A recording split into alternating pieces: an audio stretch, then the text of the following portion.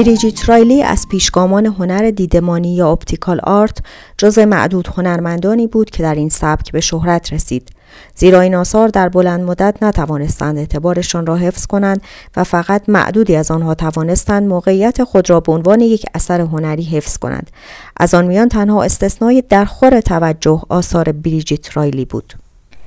بریجیت در 24 آوریل 1931 در لندن به دنیا آمد. پدرش جان فیشر رایلی اصالتاً اهل یورکشایر یک افسر ارتش بود.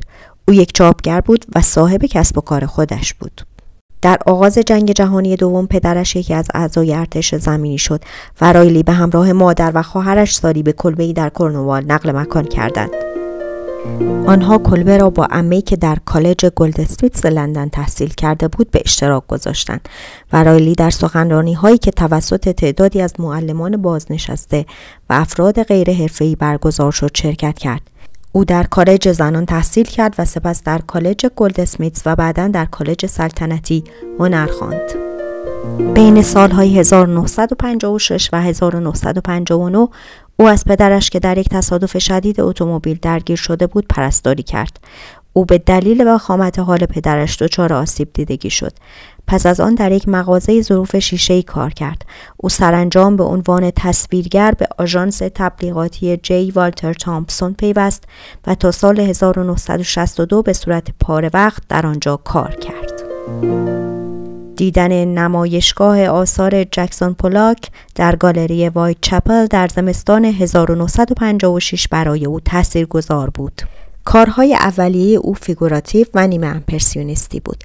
بین سالهای 1958 و 1959 کار او در آژانس تبلیغاتی نشان دهنده پذیرش سبکی از نقاشی بر اساس تکنیک پوینت لیست بود. در همان سال رایلی با نقاش و مربی هنر موریس دسازمارز در یک مدرسه تابستانی رزیدنسی ملاقات کرد. او دوست و مربی بریجیت شد و او را ترغیب کرد که نگاه دقیق تری به جنبش‌های فوتوریسم و دیویژنیسم و هنرمندانی چون ژورژ سورا و پال کله بیاندازد. رابطه آن دو در پاییز همان سال به پایان رسید. رایلی دچار یک بحران شخصی و هنری شد و نقاشی‌هایی را خلق کرد که منجر به آثار سیاه و سفید اپتیکال آرت شد، مانند نقاشی بوسه. او شروع به توسعه سبک اپتیکال آرت خود کرد که شامل الگوهای هندسی سیاه و سفید است که پویایی بینایی را بررسی می کند و جلوه‌های گمراه کننده روی چشم ایجاد می کند و باعث ایجاد حرکت و رنگ می شود.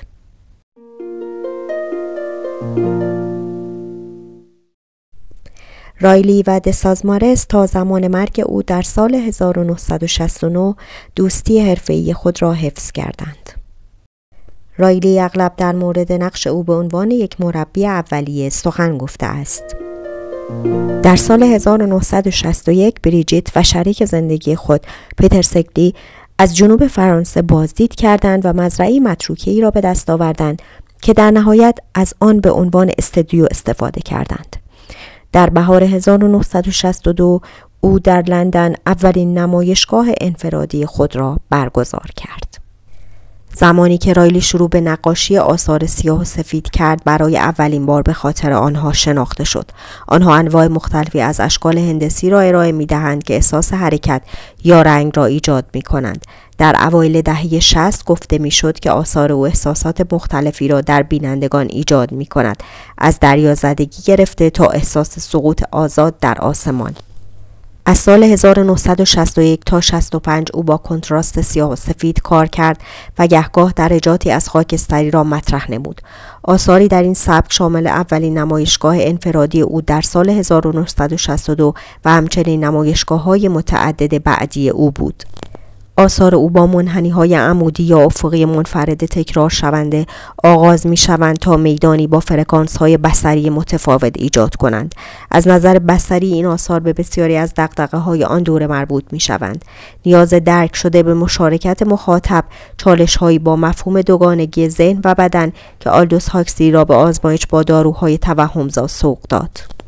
نگرانی‌هایی همراه با تنش مابین این دو موضوع که آینده علم ممکن است بسیار مفید باشد یا ممکن است منجر به یک جنگ هسته‌ای شود و ترس در مورد از دست دادن تجربه فردی واقعی در دنیای جدید. نقاشی‌های او از سال 1961 توسط دستیاران اجرا شده است. او با دقت طرح ترکیب بندی‌های خود را با طراحی‌های مقدماتی و تکنیک‌های کلاژ طرح‌ریزی می‌کند و دستیاران او بوم‌های پایانی را با دقت زیادی با دستورالعمل او نقاشی می‌کنند. رایلی در سال 1967 شروع به بررسی رنگ کرد، سالی که اولین نقاشی راه خود را تولید کرد. پس از یک بررسی گذشته‌نگر بزرگ در اوایل دهه 70، رایلی سفرهای گسترده‌ای را آغاز کرد. پس از سفری به مصر در اوایل دهه 80، جایی که از دکوراسیون رنگارنگ هیروگلیف الهام گرفت، شروع به کشف رنگ و کنتراست کرد. در برخی از آثار از خطوط رنگ برای ایجاد جلوه‌های درخشان استفاده کرد، در حالی که در برخی دیگر بوم با الگوهای تزئینی پر شده است. نمونه این آثار رنگارنگ بعدی بازی سایه نام دارد. برخی از آثار بر اساس تاریخ‌های خاص نامگذاری شده‌اند و برخی دیگر بر اساس مکان‌های خاص. رایلی پس از بازدید از مصر در سالهای 1980 و 81 رنگ‌هایی را در آنجا که پالت مصری خود مینامید خلق کرد و آثاری مانند سری KA و RA را تولید کرد که جلوه‌ای باستانی و مدرن از روح این کشور را به تصویر می‌کشید و رنگ‌هایی از چشمانداز مصر را منعکس می‌کرد. در سال 1983 برای اولین بار در 15 سال گذشته رایلی به ونیز بازگشت تا یک بار دیگر نقاشی‌هایی را که بر اساس رنگگرایی اروپایی تشکیل شده اند مطالعه کند. به طور کلی نقاشی‌هایی که بین سالهای 1970 تا 1985 تولید شدند با استناد به خاطرات حسی سفرهای او با سازی آزاد رایلی از پالت رنگی محدود کشف شده در خارج از کشور را به نمایش می‌گذارند. این نقاشی‌ها با استناد به خاطرات حسی سفرهای او با سازی آزاد رایلی از پالت رنگی محدود کشف شده در خارج از کشور را به نمایش می‌گذارند. در اواخر دهه 80 کار رایلی دستخوش یک تغییر چشمگیر با بازسازی مجدد قطری شکل دنباله‌ای از متوازی الاضلاع بود که نوارهای عمودی که مشخصه نقاشی‌های قبلی او بودند را منقطع می‌کرد و بدان روح می‌بخشید. از فعالیت‌های دیگر بریجیت رایلی می‌توان اجرای نقاشی‌های دیواری موقت برای موزه تیت لندن، موزه هنر مدرن پاریس و گالری ملی را نام برد. در سال 2014 مجموعه هنری خیریه بهداشت و درمان امپریال کالج به او دستور داد تا یک نقاشی دیواری دائمی 56 متری برای بیمارستان سنت مری لندن بسازد. این اثر در طبقه دهم بیمارستان ملکه الیزابت نصب شد و به دو مورد دیگر که بیش از 20 سال قبل نقاشی کرده بود پیوست. رایلی بین سالهای 2017 و 2019 یک نقاشی دیواری بزرگ را برای بنیاد چیناتی در مارفای تگزاس به پایان رساند.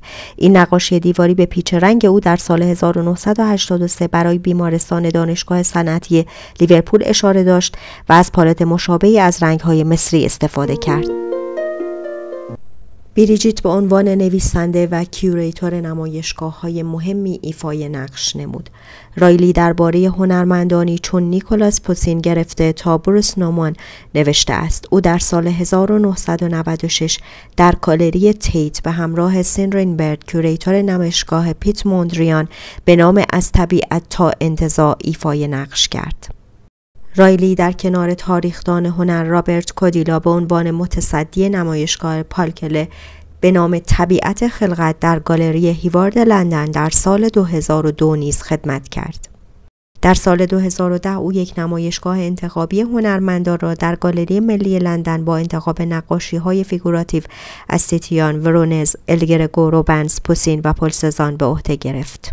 هنرمندان بسیاری در این راه از او الهام گرفتند. هنرمندانی چون راس بلکنر و فیلیپ تافه در دهه 80 نقاشی‌هایی را برای ادای احترام به کار رایلی ساختند. رایلی آثارش را در شهرهای مختلف دنیا به نمایش گذاشت و افتخارات بسیاری کسب کرد. او در سال 1963 جایزه منتقدان AICA و همچنین جایزه بخش باز لیورپول جان مورز را دریافت کرد. یک سال بعد بورسیه مسافرتی بنیاد پیتر استیونت را دریافت کرد و در سال 1968 جایزه بین المللی نقاشی را در بینال ونیز از آن خود کرد. در سال 1998 یکی از تنها 65 عضوی شد که نشان افتخار در کشورهای مشترک المنافع را دریافت کردند و در سال 2003 به نشان پرمیوم امپریال دست یافت. در سال 1974 به عنوان فرمانده عالی ترین درجه امپراتوری بریتانیا انتخاب شد. به او دکترای افتخاری آکسفورد در سال 1993 و کمبریج در سال 1995 اعطا شده است. در دهه 80 به عنوان یکی از اعضای هیئت مدیره گالری ملی طرح مارگارت تاچر را مسدود کرد تا آن را به توسعه دهندگان ملک مجاور بدهد و بدین گونه به اطمینان از ساخت احتمالی موزه سینزبری وینگ کمک کرد. او همچنین در سال 2008 جایزه گوسلار کینگزرینگ از شهر گوسلار آلمان و 12ام جایزه روبنس را در سال 2010 دریافت کرد. همچنین در همان سال اولین زنی بود که جایزه سیکنز را دریافت کرد، جایزه هنری هلند که استفاده از رنگ را به رسمیت می‌شناسد. رایلی حامی نقاشی در بیمارستان هاست. او حامی یک مؤسسه خیریه که در سال 1959 برای ارائه هنر برای مراقبت‌های بهداشتی و اجتماعی در انگلستان، ولز و ایرلند شمالی تأسیس شد می باشد. همانطور که گفته شد بین سالهای 1987 تا 2014 او 3 نقاشی دیواری در طبقات 8م، 9م و 10م ملکه الیزابت ملکه مادر در بیمارستان سنت مری لندن خلق کرد.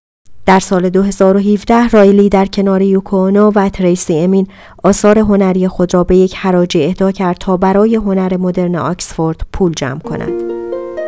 بسیاری از آثار بریجیت رایلی با قیمت‌های قابل توجهی در حراج‌های معتبر دنیا فروخته شده است. به عنوان مثالی که از آثار بینام سیاه سفید او در حراج ساتبیز به قیمت 2.1 میلیون دلار خریداری شد که تقریباً 3 برابر قیمت برآورد شده آن بود. بوم نقطه‌دار او به نام استاتیک 2 به قیمت 2.9 میلیون دلار در حراج کریستی لندن فروخته شد که بسیار بیشتر از برآورد اولیه آن به حساب می آمد.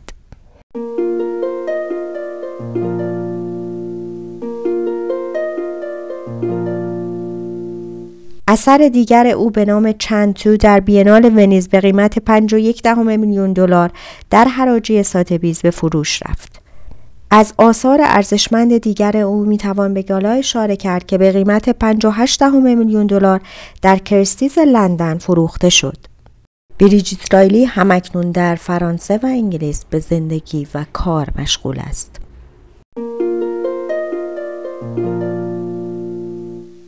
برای آشنایی با هنرمندان معاصر کمتر شناخته شده لطفاً کانال مجله هنر را سابسکرایب کنید و با دوستان هنرمند خود به اشتراک بگذارید. ممنونم.